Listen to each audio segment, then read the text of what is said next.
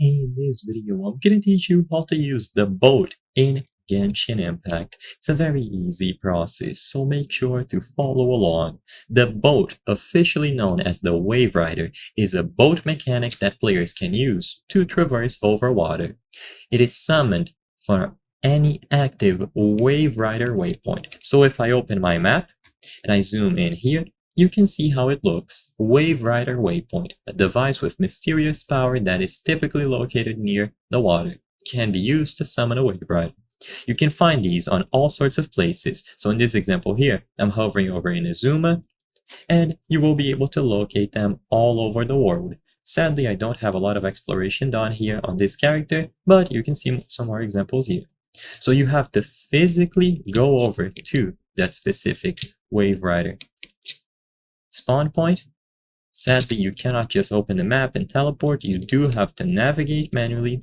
And once you reach the waypoint, you can press F or tap on your screen to summon the Wave Rider. Now swim over to it, and then you will find the option to sail.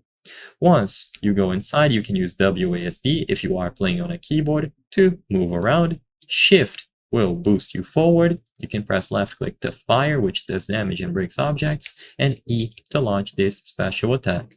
If you want to exit the Wave Rider, just hold space down and your character will pop up like this.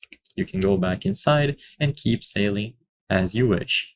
You will notice that there is a bar referring to your boost, so just like the stamina on your character, it will be used periodically and you have to wait a couple of seconds for it to regen, but you can still sail slowly. And all that you need to do is to explore the map and find these Wave Rider waypoints. So I hope I was able to help you.